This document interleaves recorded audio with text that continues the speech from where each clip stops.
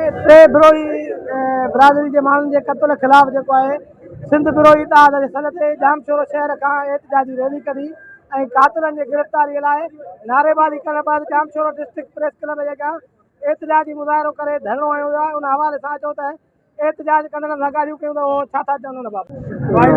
क़त्ल कयो वियो आहे। बाबू विरोही टिनि विरोही क़त्ल कयो वियो आहे। हुनजो हिकिड़ो दहशतगर्द मारियो वियो आहे। उन जे करे असांजी विरोही तकलीफ़ था ॾियनि। कूड़नि केसनि में असांजे एफ आई आर दाख़िल कयूं अथनि। पढ़ंदड़ शागिर्दनि एस जी तयारी था कनि।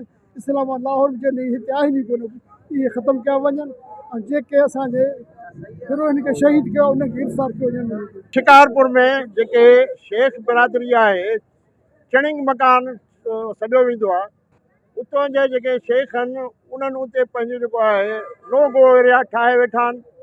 जिन माण्हुनि उते 2 DSP जेके विया रेड करे उन्हनि खे बि जे मथां में फायरिंग करे उन्हनि खे मर्डरिंग कयो। उन खां पोइ इहे ई शेख उथिया असांजे 3 विरोहिनि खे, हिकु त पीउ पुटु आहिनि उन्हनि खे, ऐं ॿियो जेको आहे ॿियो बि असांजो विरोही आहे, उन्हनि टिनी खे जेको आहे शहीद करे छॾियो। पुलिस विरोहिनि जे जेके नामज़द जवाबदार आहिनि उन्हनि खे गिरफ़्तार करण जे लाइ तयारु न आहे। जॾहिं त उन्हनि जो हिकिड़ो शेख जेको क्रिमिनल माण्हू आहे उन जे FIR में 28 माण्हुनि जे मथां FIR दर्ज कई आहे, जिन में उहे शागिर्द बि आहिनि जेके हिनों हिते इस्लामाबाद ऐं लाहौर में तालीम हासिल करे रहिया आहिनि। ऐं उन खां पोइ उन्हनि पुलिस उतां जी शिकारपुर जी विरोहिनि जे घरनि में घिरी भञड्रा कई ऐं औरतुनि खे खयों, वॾो जेको आहे नुक़सान बि कयूं। असां चाहियूं था त उते हिकिड़ो गैर जानिबदार इंक्वायरी ऑफिसर मुक़ररु कयो वञे। जामशोरो हैदराबाद विरोही इतिहाद जेके गॾु थिया शिकारपुर विरोहिनि जे मामले में जेको शेख बिरादरी विरोहिनि सां नाइंसाफ़ी पियो करे ऐं 3 विरोही शहीद कया विया, जंहिंमें वाहिद बख्श, तनवीर, बाबू विरोही, ऐं उन खां पोइ उन्हनि ते कूड़ा FIR दर्ज कया विया। ऐं जेके इस्लामाबाद में लाहौर में जेके तालीम याफ़्ता छोकिरा जेके पढ़नि था शागिर्द, उन्हनि खे हिरासमेंट कयो पियो वञे, उन्हनि ते कूड़ा FIR दर्ज करे उन्हनि जी तालीम खे ख़राबु कनि था। उन खां पोइ असांखे आला अफ़सरनि खां मुतालबो इहो आहे त असांखे इंसाफ़ खपे, विरोही बिरादरी सां इंसाफ़ कनि ऐं इन्हनि तां कूड़ा केस ख़तमु कनि। पंहिंजो वज़ीर आला सिंध ऐं CM सिंध ऐं DIG साहिबु पंहिंजो लाड़काणो IG सिंध ऐं SSP शिकारपुर खे त इन्हनि तां कूड़ा केस ख़तमु कया वञनि ऐं सुठो ऑफिसर जेको मुक़ररु कनि।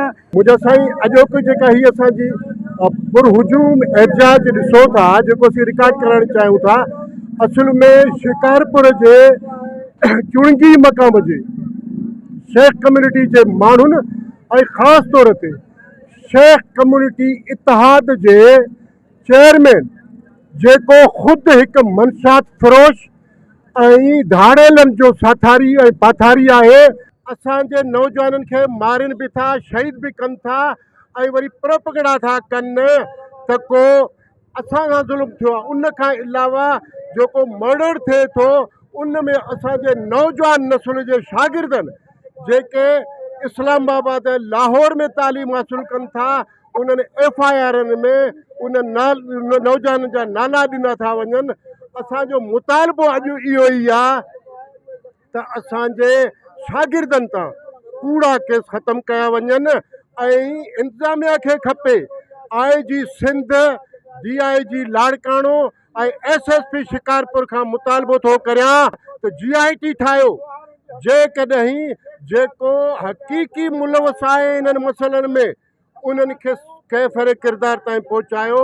असां इन जे लाइ गॾु थिया आहियूं जो विरोही कमेटी सां घणो ज़ियादतियूं घणो हिसाबु हलंदो आहे। इन जे करे असां हिते जेको आहे गुज़ारिश था कयूं साईं GM सैयद जे पोटे खे, साईं मुराद अली शाह खे, सभिनि खे गुज़ारिश था कयूं त महिरबानी करे हक़ कयो वञे। गुज़ारिश आहे त शहीद वाहिद बख्श तनवीर विरोही जे केस जो इंक्वायरी कयो वञे कि सुठे सिराज लाशारी जहिड़े खां कलीम मलिक साहब तमामु सुठो ऑफिसर आहे, 2022 में मटियारी में तमामु अमन कयो।